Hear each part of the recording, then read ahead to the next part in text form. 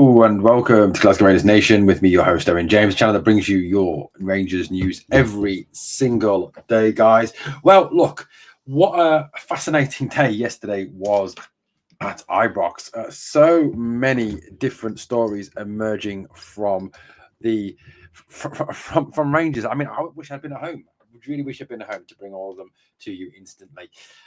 What have we got to cover? We've got to cover a departure of Kieran Dowell, a possible departure of Jefte. Yes, that's right. A very unlikely bid from Jefte, something that completely took me by surprise.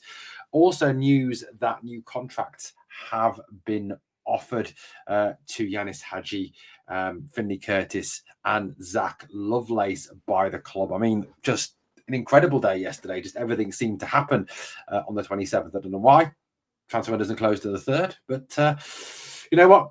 I mean, it's interesting, isn't it? Obviously, no players coming in, which we would have all liked to have seen. You know, we would have all liked to have seen a move in or two, wouldn't we? Would have liked a surprise announcement of a signing, but you know what? Beggars can't be choosers. I think, that ship has well and truly sailed in this transfer window. I think it's kind of sailed and gone over the horizon, if I'm being honest with you. Right, where to start? Let's start with the slightly boring news that Kieran Dowell has left the club. He has gone to join Birmingham City on loan for the rest of the season. This was tweeted out by Rangers on their official X account, stating that Dowell had gone. I mean, I think it's a move that is welcomed by, the vast majority of the fan base. A player who's never really kind of ever lived up to anything really, has he? I mean, the X actually read this, or the post read this. It said, "We can confirm that midfielder Kieran Dowell has joined Birmingham City on loan until the end of this season, subject to international clearance. Everyone, Rangers, wishes Kieran well for the rest of the campaign." Now, no mention about any loan fee being paid. No mention about what percentage of the wages Rangers are paying, what percentage Birmingham are paying. Sort of no mention of any of those things, just very much that he's gone, that he's on loan there. No mention as well if there's not an option to buy in the contract. I certainly hope there is, and I certainly hope that Kieran impresses and that Kieran obviously does well there and he gets the move there. But, I think it'd be best for both parties if he moved on in the summer. Obviously, useful money into Rangers' coffers. Obviously, I don't think it'll be a great deal of money, but, I think for his playing career as well, which has never taken off at Ibrox due to injuries and obviously lack of grasping his opportunities, I think, probably, like I said, best for both parties at the end of the day. Right, so, let's talk another possible transfer exit. This one came completely out of left field. I must say that when I read this, I actually had to double check that it was a real source. It wasn't, a fake Chris Jack or a fake Rangers review. Or something like that, because it just didn't seem real at the time. It genuinely didn't seem like, a genuine story. I mean, if I was going for it really, I think you'd be looking at it and thinking, well, of all the players who possibly could move that are in the current squad, Hamza, I could see. Nicholas Raskin, I could see. But Jefte, I mean, like I said, he's done well. Don't get me wrong this season. He's certainly made progress this season. But I still think he's got a hell of a lot to learn. I think there's a lot of promise there. I think there's a hell of a lot of promise there. His defensive side of his game has improved as the season has gone on. We'll get back to that in a minute. His attacking play has improved as well. He's got a decent delivery into the box and he's really fast, which obviously does stand in well for a fullback. And he's Brazilian, which is another one that obviously stands you in good stead if you're an attacking fullback, a proud tradition of the Cafus and the Carloses of this world. But this was what was tweeted out. Chelsea have made contact with representatives for Jefte regarding a potential move this summer. No bid has yet been made for the Brazilian. At Rangers Review understands the club are aware of the interest from other European clubs in the left back. So it seems that it's not just Chelsea that are casting a covetous eye towards our left back. It does seem that Niels Koppen has really unearthed a little diamond here in Jefte. I think it's worth remembering that he has signed a 4-year contract with Rangers. He is still under contract. He was only signed for around £850,000, an absolute bargain by the looks of things. Now, if Chelsea are interested and other European clubs, now I can only presume these are other top European clubs if Chelsea are interested, that, you know, the fee that would be paid for him would be fairly substantial. Now, I have seen some really silly things on X. You know, people saying, oh, the bidding starts at 25 million. I think that's very, very unrealistic at this point. 10 million, possibly, just because it's an English club and you can get ridiculous sums out of English clubs because they do pay over the odds for players. But look, I mean, I genuinely kind of struggle with this one as to why Chelsea would be interested in him. Chelsea have got the biggest squad in the Premier League. I think it's 43 players they have currently got on their squad. 43. I mean, that is absolutely crazy, isn't it? Crazy. They seem to kind of go between Chilwell and Cucurella as a left back. Cucurella obviously is a Spanish international, comes from the team that won the European Championships. Ben Chilwell is a player who plays for England as well. So, again, I kind of struggle to see where Jefte fits into this at this moment in time. I think personally, this move, if it's true, I mean, you know, it could be untrue. It could be just a big hoax. I mean, it's not April the 1st, but, you know, it could still be untrue. I think if this move is a genuine one, that, you know, that it is, I think what Chelsea will do is buy him and then loan him out. That's what they tend to do with a lot of their young players. I mean, like I said, if you look at Chelsea's squad currently, it is some 43 players strong. I mean, it's absolutely mental how many players they've got. I mean, it was even joked, I think it was Jamie Carragher that joked, where have they got enough space at their training ground for everybody to get changed, or do they need to have a dressing room extension? You know, genuinely, because of the size of this squad. I mean, it is absolutely crazy. But, I mean, one of the things you kind of look at, if you look back across Chelsea's recent history, you know, in terms of young players and what they do with young players, is they tend to buy a lot of young players. They tend to buy an awful lot of young players, and then they tend to send them out on loan. That's how it works. I mean, if you look at the current list of Chelsea players out on loan across England and across Europe, it is pretty crazy. Kepa, their goalkeeper, is on loan at Bournemouth. Max Merrick is on loan at Hampton. Petrovic, who's another goalkeeper, is on loan at Strasbourg. Sharman Lowe is on loan at Doncaster Rovers. Gilchrist at Sheffield United. Bashir Humphreys at Burnley. Caleb Wiley, the American youth international, at Strasbourg. Dylan Williams at Burton. Leo Castledine at Shrewsbury. Alex Matos at Oxford. Andre Santos at Strasbourg. Leslie Akuchukwu at Southampton. Armando Broja at Everton. David Datro Fofana at Giuseppe. Jimmy J. Morgan at Gillingham. Raheem Sterling at Arsenal. And I'm sure they've let Vieira, some player called Vieira, I think he's called, not Patrick, join Juventus on loan. So, you know, they do have a pretty big reputation of, when they buy young players, of sending them out on loan. It's happened in the past. I remember them buying Marco van Ginkel and loaning them to Vitesse Arnhem. And in fact, he never actually played for Chelsea at any point. I think Pulisic was another one they bought, loaned him out, and I think he played a couple of games for Chelsea, but that's it. So I do believe that, you know, that any move for Jefte, which, you know, appears to be this summer as a kind of deadline, would be a move that would then result in him being loaned out. Now, look, if that's the case, I would be quite happy to have him back at Rangers for another season on loan from Chelsea. You know, Chelsea paying a substantial amount of his wages. I mean, let's face it, we'd get Jefte for another season. He'd be used to the team. He wouldn't take time to settle in. We wouldn't have to pay all his wages. It's kind of win-win situation, really, isn't it? So, I mean, I think that's probably a more realistic thing that's going to happen. I don't think, you know, that if Jefte joins Chelsea this summer, that we're going to see Jefte starting at left back on day one of the Premier League. I think that is highly, highly unlikely. I think, you know, there's a 99% that chance that doesn't happen. Like I said, this is very much a Chelsea-esque move. And like I said, Chelsea, like I said, do have this tradition of buying players and loaning them out, especially young players. And they also have a network across Europe. They have links to Strasbourg, they have links to Vitesse Arnhem, they have links to a number of European clubs where they loan their players. So I think that's a more likely one than this been a move to play him in the Premier League. But it's a one that came as a massive surprise. Now, look, if we can get somewhere in the region of 5 to 10 million for him, it represents a massive profit. 850 grand. I mean, it's huge. 10 million pounds would represent what, a 9,150,000 pound profit on the player. Anything north of 10 million would be amazing.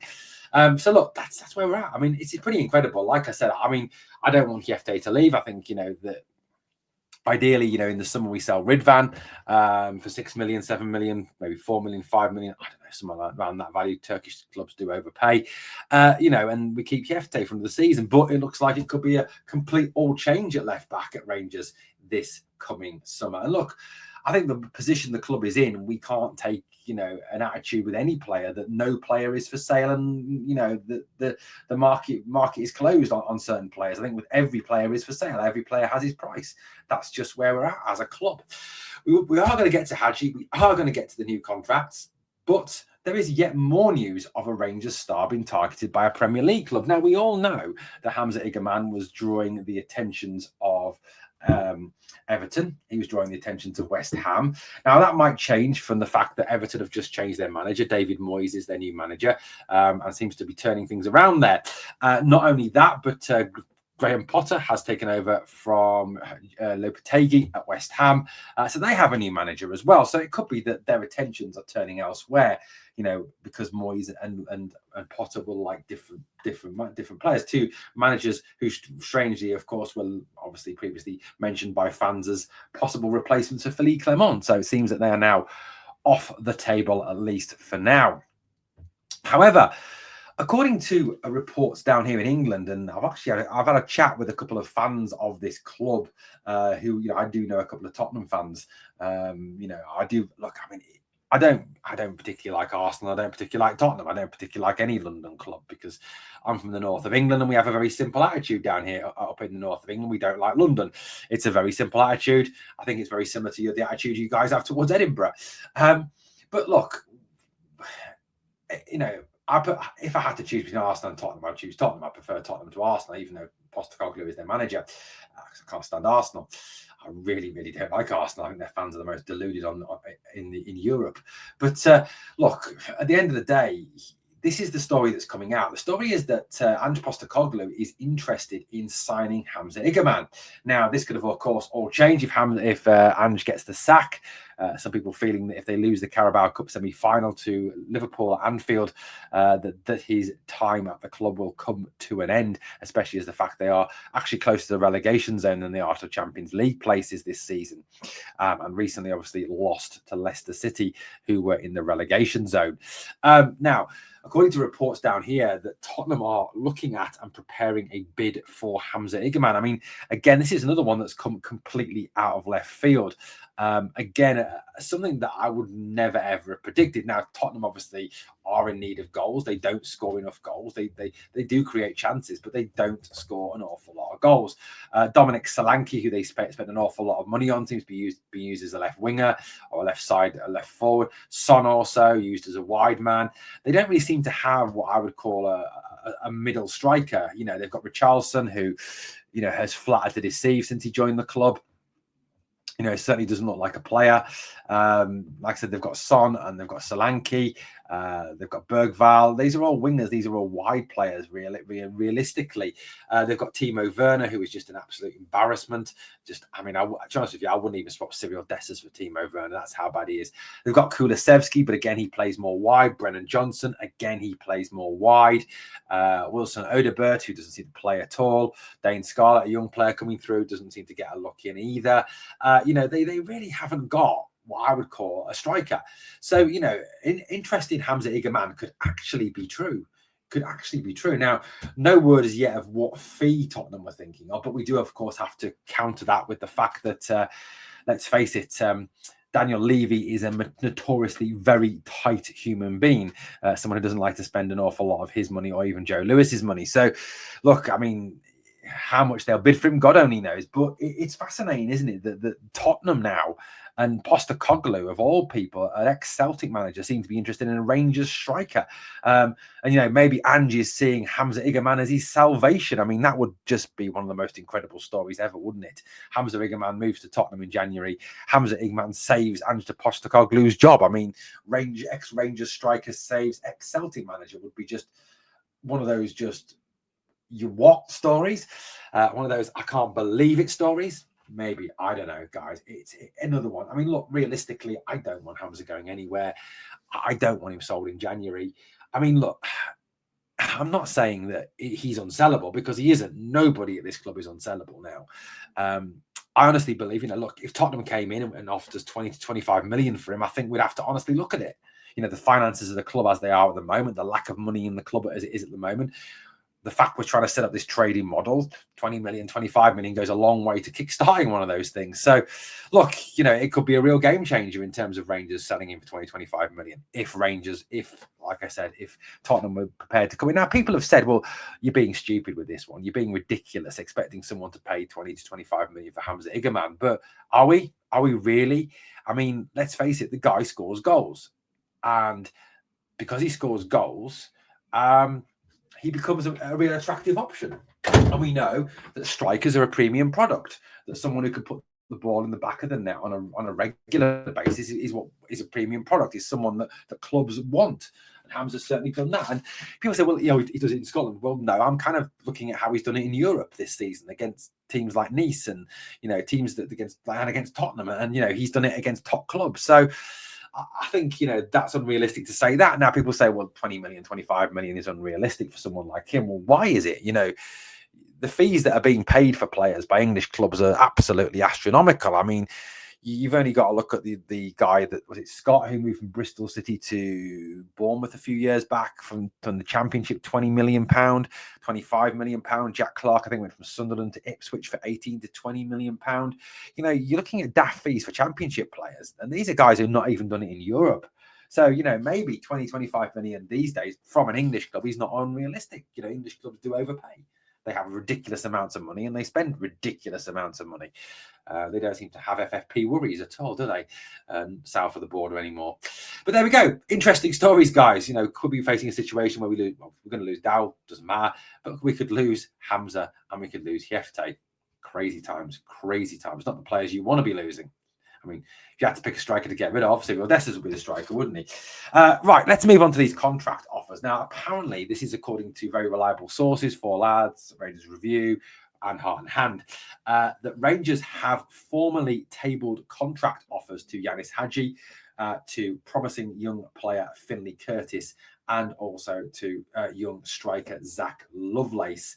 The contracts have been offered to the player and their representatives. Now, there is no word as of yet on the terms of these contracts, on the length of these contracts, and there's been no word from Yanis, Zach, or Finlay as to their response to these contracts. Now, look, let's get one thing absolutely clear and absolutely straight from the get-go. At no point is anybody from the club going to come out and say, we have offered Yanis Hadji X number of years, X £1,000 a week. The same for Curtis, the same for Zach Lovelace. Now, my honest opinion with these three players is that we do need to secure them to long-term contracts. We do need them at the club long-term. Yanis Hadji, I think, since he's come back from his Clermont-imposed exile, has looked like probably the best player in the team. He is very much the metronome. And again, against Dundee United on Sunday, he was a very, very good player. He was actually my man of the match. He played very well indeed. His desire, his hunger to get the ball, his ability to win the ball back, his ability to distribute the ball, his setting of the pace, his crispness of pass, his ability to unlock a defence, all plain and simple to see. His ability to even take, he looks a bit faster this season, taking on the man, going round him. Just looks a proper player, doesn't he? So, I think securing Yanis would be a really good move by the club for two, like I said, not just for the reasons that he's a very talented footballer, which he quite clearly is, but also for the reason that, we get him on a contract for 3 years, say 4 years. Then if in 12 to 18 months we want to sell the guy, we can obviously then demand a substantial transfer fee for him. Win-win situation. Whereas now, if we were to sell him in January, we're facing a situation where the guy's only got 6 months left on his deal. He's not actually going to be a very, very expensive option, and most clubs are going to go, we're not going to pay for him. We'll wait till the summer to get him for free. So do one, Rangers. So it's a good move on two fronts. Now, as for Finlay Curtis, for me, this is an absolute must sign. Now, if we were to lose a player of this talent, it would be a real bad thing for Rangers. This guy is absolutely quality. He played against Man United, didn't look out of place. This is a guy who is banging in goals right, left, and centre, has ultimately got a lot of growth, a lot of development still to come, but has the ability to play in a number of positions along the attacking line at the front, looks a player.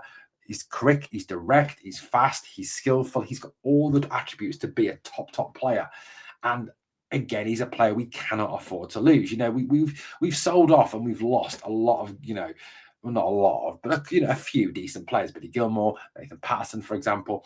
To lose someone like Finley Curtis and then see him go perhaps down south or somewhere else and be a success would just be an absolute heartbreaker. So again, this is another one we need to get done. Now, I don't know what he's been offered. It might be slightly easier to get a deal done with Finley Curtis than with Yanis Hadji, because obviously with Hadji, you're dealing with an international, you're dealing with previous history, you're dealing with a player who's probably going to be, if he's out of contract in the summer, attractive to a number of Italian clubs, a number of Turkish clubs, a number of Spanish clubs. Whereas Curtis, I don't think obviously will yet. He's not as well known, obviously, for obvious reasons, but certainly one we do need to secure. The final one, obviously, is Zach Lovelace, a guy, again, who I think due to injury and just the fact the manager's a div, has not obviously got a fair crack of the whip in terms of chances. I mean, we saw, didn't we, in that 45 minutes he played at St Mirren a couple of seasons back, was it last season, I think, when he got injured? What a player he is. I mean, he created the goal. He looked really lively. He looked good going forward. And he's playing our position. And again, on Sunday, when he was brought on, he played our position. The guy's a striker. He's not a winger. You know, he's been brought on and played left side because he's left-footed. You know, again, another example of Clement playing and probably ruining a player by playing him out of position. Nadim Bayrami, Fabio Silva being two others. But, you know, Lovelace is an out-and-out striker. And one thing Lovelace has got that this team lacks with Danilo, with Hamza, and with Dessers is pace. Lovelace has got pace to burn. I would love to see Lovelace actually get a chance to play centre forward, to play through the middle. I think he would be a real lightning rod up there and really be a player who could prove something for the club. So, look, at the end of the day, massive if we can get these three over the line. This would be three, I would say, as good as three new signings, getting these deals done in this January transfer window. Let's hope that something obviously, you know, comes out in the next few days, that we at least get an idea of where these contracts are at, where the players are favourable to them. And obviously, you know, are these take it or leave it deals, or is this a start point, a negotiation point, a beginning point? Or is this the result of negotiations? Again, we don't know. This is just what's been reported yesterday. Guys, let me know your thoughts. Let me know your feelings on all the stories, on so many stories we've discussed in this video. Crazy times, crazy times. Thank you for watching Glasgow Rangers Nation, guys. As always, on the way out, please sub, like, share, comment, all that great stuff. But more importantly, remember, we are the people.